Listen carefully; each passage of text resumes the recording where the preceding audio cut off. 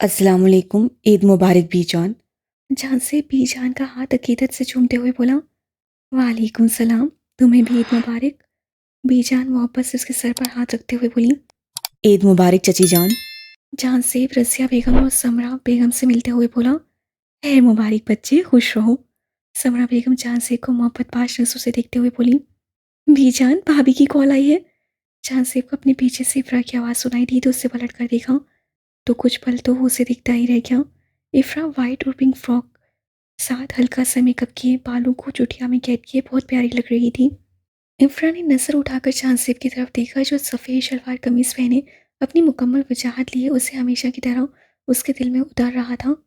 उसे खुद को देखता पाकर इफ्रा ने फौरन नसें झुकाई थी जबकि उसकी ये अदा चांदसेब का दिल धड़का गई थी। अस्सलाम वालेकुम, ईद मुबारक बीजान, कैसी हैं आप? अलीसा ने एक ही सांस में सब पूछ डाला। वालेकुम सलाम, खैर मुबारक मेरा बच्चा, तुम कैसी हो? बीजान वीडियो कॉल पर अलीसा को देखते हुए बोली। अल्हम्दुलिल्लाह बीजान, मैं ठीक हूँ। अलीसा मुस्कुराते हुए बोली। और ये क्या, तुम तैयार क्यों नहीं हुई? बीजान अलीसा को सादा से हुलिया में देखते हुए बोली। वो बीजान, मैं अभी उठी हूँ, बस सोने लगी हूँ तैयार, सोचा सबसे पहले आपसे बात कर लूँ। अलीसा ने मुस्कुराते हुए बताया। अच्छा चलो ठीक है, जल्दी से तैयार हो जाओ। ऐसे शादीशुदा लड़कियां सादा कपड़े पहन के नहीं बैठती, और आज तो ईद भी है। चलो शाबाश बच्चा, जल्दी जल्दी उठो और प्यारा सा तैयार हो जाओ, और फिर मुझे अपनी तस्वीरें भी भेजना। बीजान अलीसा से मुस्कुराते हुए बोली, ओके बीजान, अल्लाह हाफिज। खुदा हाफिज बच्चा। बीजान अलीसा से बोलती फोन इफ्रा की तरफ बढ़ाया। चची जान, मुझे चाचा जान के साथ डेरे पर पहुंचना है, आप प्लीज मेरे कपड़े प्रेस करवा दें किसी को बोलकर। जहां से सुमेरा बेगम की तरफ देखते हुए बोला, क्यों नहीं, बेटा जाओ फरी, जहां से भी कपड़े प्रेस करके दो। समरा बेगम इफ्रा की तरफ देखते हुए बोली, जी अम्मी। इफ्रा बोलते हुए उठ खड़ी हुई और कदम जहां से भी कमरे की तरफ बढ़ाए जबकि जहां से भी नजरों ने उसका पीछा तब तक किया था जब तक वो आंखों से ओझल नहीं हो गई। हाय अल्लाह, मैं कौन से कपड़े निकालूं, मुझे तो ये भी नहीं पता, और अगर वो आ गए तो? नहीं नहीं, उनके आने से पहले मुझे कपड़े प्रेस करके यहाँ से जाना है। इफ़रा चांदसेब की अलमारी खोले सामने खड़ी खुद से ही बातें कर रही थी क्योंकि उसे समझ नहीं आ रहा था कि वो उससे कौन से कपड़े निकाले और कौन से नहीं, और किसी भी हाल में वो चांदसेब के कमरे में आने से पहले पहले उसे यहाँ से निकलना था। क्या करूँ, कौन से निकालूं? इफ़रा काफ़ी कंफ्यूज सी हो रही थी मगर उसे कुछ समझ नहीं आ रहा था। शोहर का एक ड्रेस सेलेक्ट नहीं होता तुमसे, कितनी नालायक बीवी हो तुम। इफ़रा को अपने पीछे से चांदसेब की आवाज़ सुनाई दी तो उससे मुड़ना चाहा मगर चांदसेब बिल्कुल उसके पीछे खड़ा था। अगर वो पीछे मुड़ती तो ज़रूर चांदसेब से टकरा जाती जो कि वो अफोर्ड नहीं कर सकती थी। अब मुझे क्या पता आपको कौन सा ड्रेस पहनना है, कौन सा नहीं? इफ़रा लड़खड़ाती आवाज़ से बोली। तुम्हें पता होना चाहिए मिसेस। चांदसेब एक ड्रेस निकालता उसके हाथ में थमाता हुआ बोला जबकि चांदसेब का मजबूत बाजू इफ़रा के सर को टच हो रहा था जिससे वो और भी घबरा रही थी। इसलिए इफ़रा से वहाँ जल्दी से निकलना चाहा मगर चांदसेब उसके आगे बाजू रखकर उसे रोक चुका था। तुमने तो अपने शोहर को ईद मुबारक भी नहीं बोला, अच्छी बीवियाँ ऐसी होती हैं क्या? चांदसेब इफ़रा का मुकम्मल जायजा लेते हुए बोला, ईद मुबारक। इफ़रा ने बोलकर आगे बढ़ना चाहा मगर चांदसेब उसकी कमर में हाथ डाले उसे एक ही झटके से अपनी तरफ खींच चुका था जबकि इफ़रा अपना तवाज़ुन बरकरार न रखते सीधा उसके सीने से आ लगी थी। बहुत ही नकम्मी बीवी हो तुम, कुछ आता जाता नहीं तुम्हें। चलो कोई बात नहीं, मैं सिखा देता हूँ। चांदसेब उससे और करीब करते हुए बोला जबकि इफ़रा पर कपाहट तारी हो चुकी थी। ईद मुबारक मिसेस जहांजेब अहमद खान। जहांसेब उसके कान में सरगोशी करता उसके कान पर रब रख गया जबकि इफ़रा तो फ्रीज हो चुकी थी उसके अमल पर। क्या हुआ, पसंद नहीं आया, दोबारा बोलूं? जहांसेब इफ़रा का चेहरा देखते हुए बोला जो सुर्ख हो चुका था। छोड़े मुझे। इफ़रा खुद को चांदसेब के बाजू में खड़ा देखते खुद को छुड़वाते हुए बोली जबकि चांदसेब अपनी गिरफ्त और मजबूत कर चुका था। कहाँ मिसेस, अब तो कहीं नहीं जा सकती तुम, पहले अपने शोहर को अच्छे तरीके से ईद मुबारक तो कह लेने दो। चांदसेब बोलता उसके दूसरे गाल पर भी शिद्दत से लब रख चुका था जबकि उसकी दोबारा उसी हरकत पर इफ़रा अपनी धड़कनों का शुमार करती रह गई थी। आपको क्या हो गया है, आप पहले तो ऐसे नहीं थे। इफ़रा चांदसेब की तरफ देखती हिम्मत करते हुए बोली, पहले मेरी शादी भी तो नहीं हुई थी, अब मेरे पास मेरी बीवी मौजूद है तो ऐसा तो होना बनता है ना मिसेस। चांदसेब इफ़रा की तरफ शौक नसों से देखता हुआ बोला, پلیز مجھے چھوڑے، مجھے آپ کے کپڑے پریس کرنے ہیں۔ افرا جہاں سیب کو التجائیہ نظروں سے دیکھتے ہوئے بولی۔ پہلے عید مبارک تو بولو۔ جہاں سیب ابھی بھی اپنی بات پر اٹکا ہوا تھا۔ میں کیسے؟ افرا کنفیوز ہوتے ہوئے بولی۔ جیسے میں نے بولا ویسے۔ جہاں سیب نے آنکھوں میں چمک لیے بتایا۔ تم تو مجھ سے محبت کرتی ہو نا، پھر یہ خوف کیسا؟ جہاں سیب اسے کپکپاتے دیکھ کر بولا۔ آپ مجھے بار بار میری محبت کا تانا کیوں دیتے ہیں؟ افرا جہاں سیب کی طرف دیکھتے ہوئے حفیظ سے بولی۔ تو نہیں کرتی کیا؟ جہاں سیب اس کی آنکھوں میں دیکھتے ہوئے بولا۔ کرتی ہوں، پر آپ اس سے تانا تو نہ دیا کرے، وہ منہ بناتے ہوئے بولی۔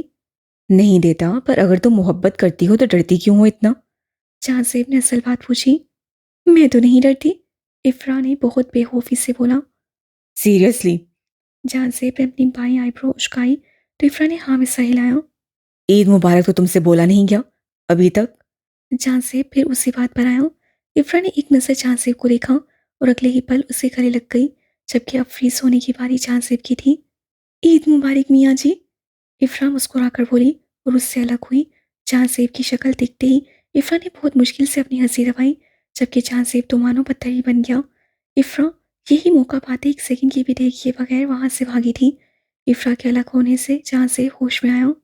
تم ادھر آؤ، جہاں سیب افرا کی طرف دیکھتے ہوئے بولا، جو اب اس کے کافی فاصلے پر کھڑی تھی۔ میں تو نہیں آنے والی اب، افرا منہ چڑھاتے ہوئے بولی۔ میں بول رہا ہوں ادھر آؤ افرا، جہاں سے بولتا اس کی جانب بڑھا، اور اس سے پہلے افرا کمرے کا دروازہ کھولتی بھاگ چکی تھی۔ کہاں تک بھاگو گی تم؟ ایک بار میرے ہاتھ لوگو ذرا، جہاں سے افرا کو بھاگتے دیکھ کر بڑبڑایا، وہ بھی مسکرا دیا۔ عید مبارک تو بڑے کمال کا بولا ہے مسز، وہ خود سے بول کر مسکرا دیا۔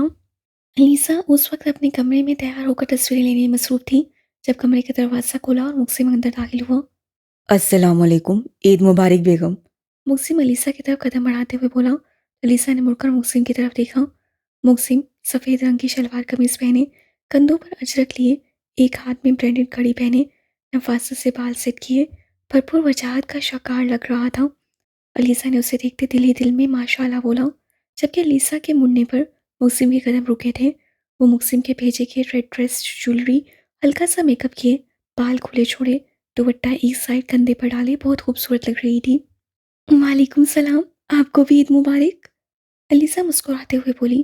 بہت خوبصورت لگ رہی ہو میری جان، مقسم ایک ہی جس میں علیسا تک پہنچتا اس سے گلے لگاتا ہوا بولا۔ آپ بھی بہت پیارے لگ رہے ہیں، علیسا نے بھی مسکرا کر جواب دیا تو مقسم کی مسکراہٹ گہری ہو گئی۔ میری عیدی، علیسا مقسم سے الگ ہوتے ہوئے بولی۔ کون سی؟ مقسم انجان بنا۔ کیا مطلب، میری عیدی نہیں لائے نا آپ؟ علیسا نے حفکی سے بولا۔ اوہو یار، بھول گیا، مقسم بھولنے کی بھرپور ایکٹنگ کرتے ہوئے بولا۔ کیا آپ بھول بھی گئے؟ علیسا حیران ہوتے ہوئے بولی۔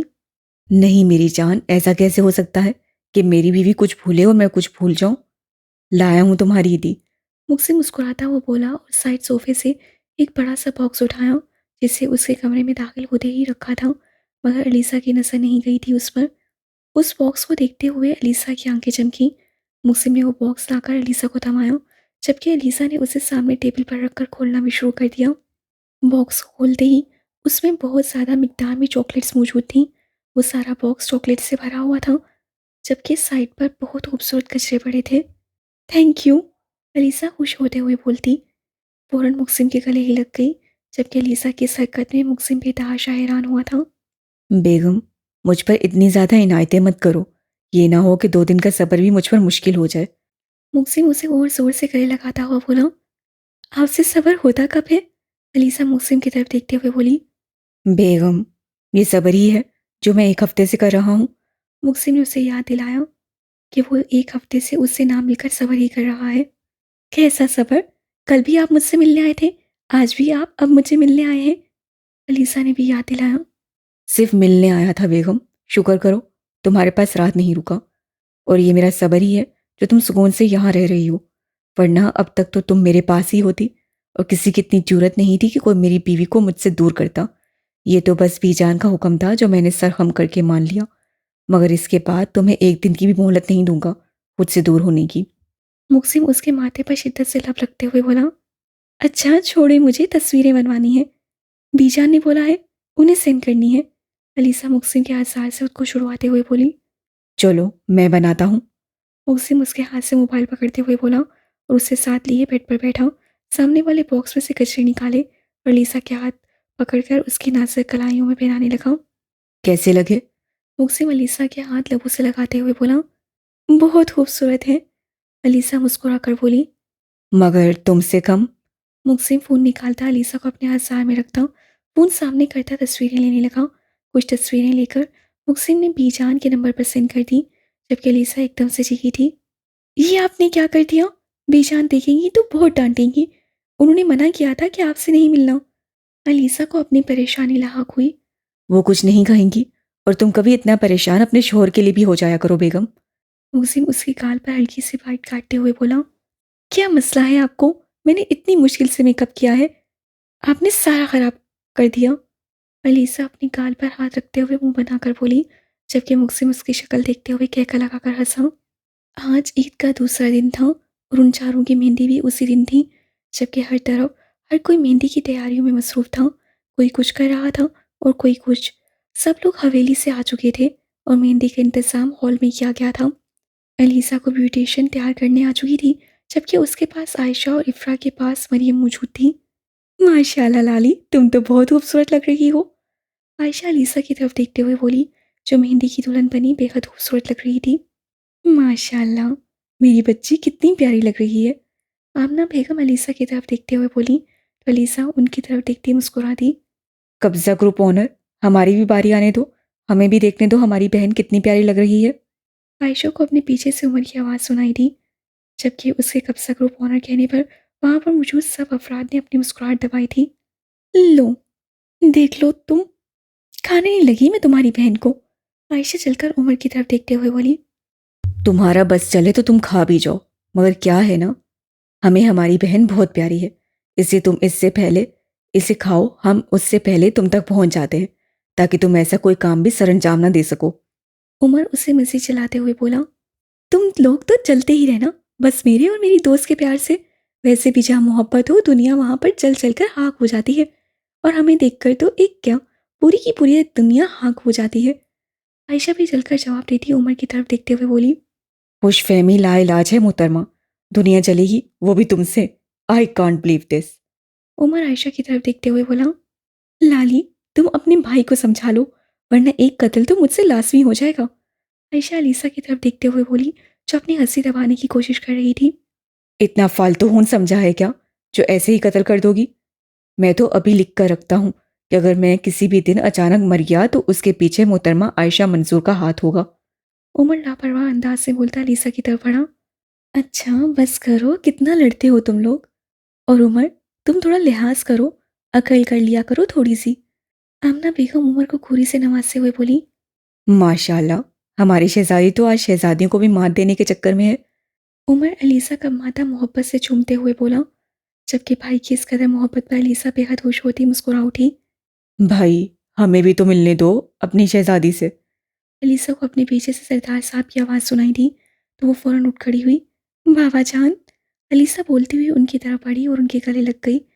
سردار صاحب نے محبت سے اپنی بیٹی کو دیکھا اور اس کے ماتھے پر بوسہ دیا، اپنی جیب سے پیسے نکالے اور بغیر کی نہیں سارے کے سارے اس کے سر سے وار دیے۔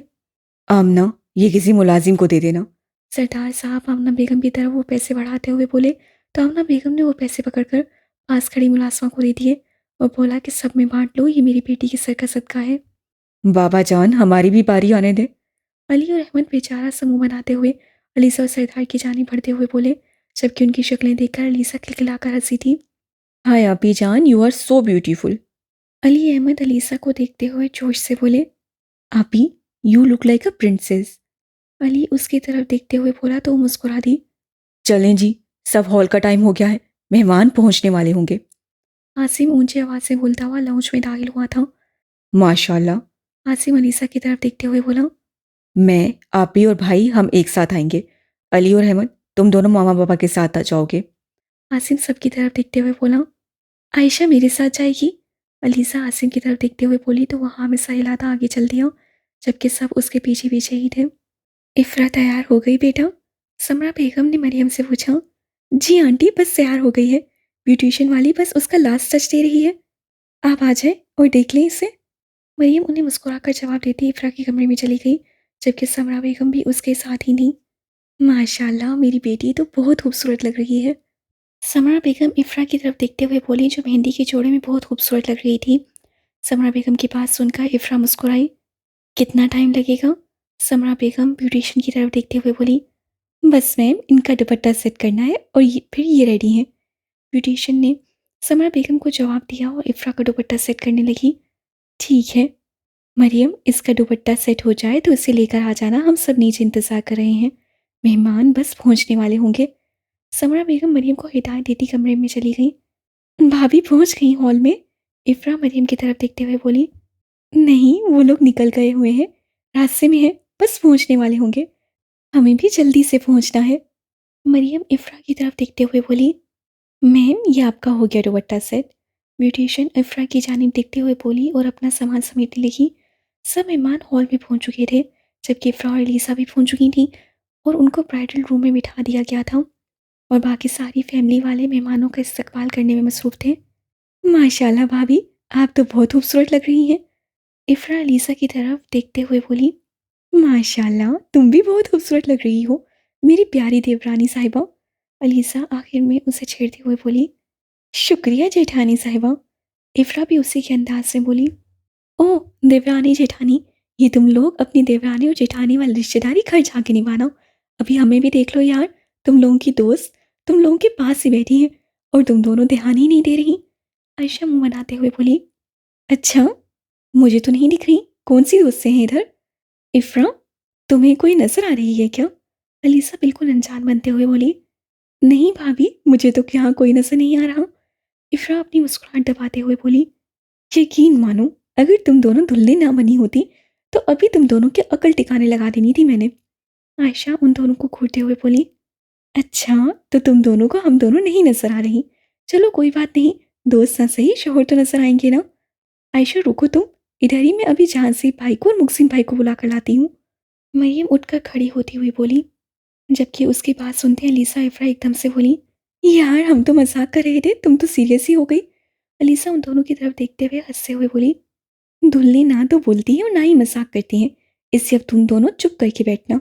आयशा उन दोनों को उंगली उठाकर वार्न करते हुए बोली, क्यों, दुल्हन नहीं बोलती? मैं तो बोलूँगी, तुम चुप करके बैठो बस।